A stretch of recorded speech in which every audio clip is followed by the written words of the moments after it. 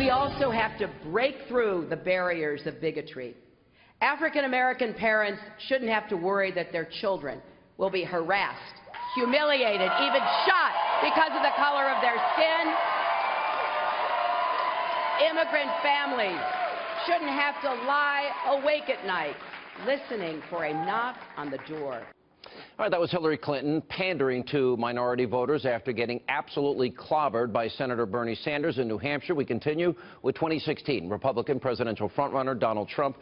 You know, as I look at what has happened to Black America under President Obama and minorities, they've been so disproportionately impacted in a negative way because of his policies. As you analyze the vote that historically goes to Democrats, what is your answer? How do you appeal to people that have been left behind in many ways, those that are in poverty on food stamps and out of the labor force? Again, a higher proportion of minorities than others. What do you say to them? Well, first of all, as you know, polls are showing that I beat Hillary Clinton, okay, so I'm very happy about that. But I haven't even started campaigning against her yet. But polls are showing, and the last person she wants to run against, believe me, is me. But when I listen to her, she's been there forever. She's talking about how she's going to help African Americans. What has she been doing for the last 25 years? She's been there, that whole, you know, machine, the Democratic machine, and I should say the Democrat machine, because it's actually not very democratic. But the Democrat machine, it's been there for years, so many years, they haven't done anything. And it's almost a habit. Why? Why do they get? And I will tell you, African Americans, if I get the nomination, will come to me. We will have so many African Americans because they understand me, they know I'm going to bring back jobs from China, from Mexico. I'm going to create jobs, great jobs, not the kind of jobs they have right now. And frankly, President Obama has done nothing for African Americans. It's like crazy. Did you see that? I think if I get the nomination, I am going to do better than anybody ever even thought possible. One other thing. I'm going to get Michigan. I have a chance of getting New York. I have a chance of getting numerous states that no other candidate that we have up on that stage on Saturday night is going to even come close to getting.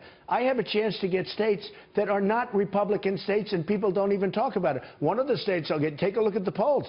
One of the states I'm going to get is Michigan. I think I have a great chance of getting New York. Upstate New York is like one of my best places in the country. When I was in New Hampshire, I did have some time. I actually spent some time with your children.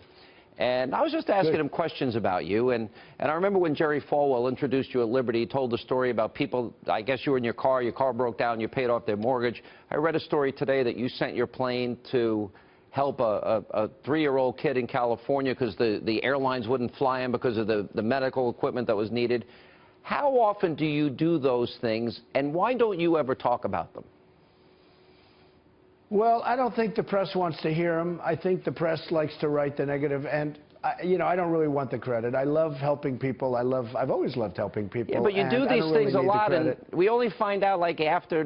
Like even your kids didn't want to really tell, but then they told me story after story because I was pushing them. I was being annoying. I like doing it. I love helping people, but I don't know. I think probably the press wouldn't be that interested. They like a different kind of a Trump. They would say that would destroy my image.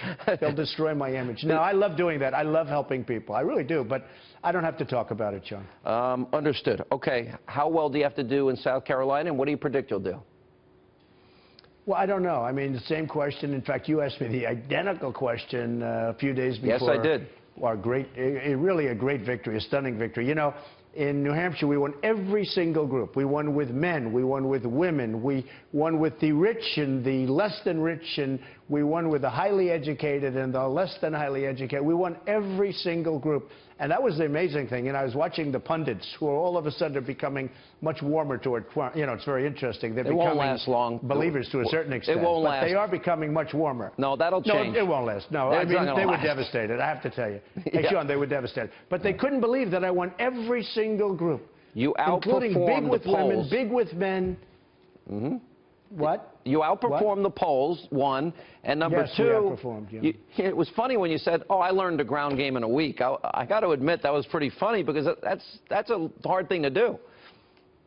Well, our ground game was fantastic. And in Iowa, you know, I hardly knew the term. Don't forget, I've never done this before. We're going to make our country great. I mean, my whole theme is make America great again.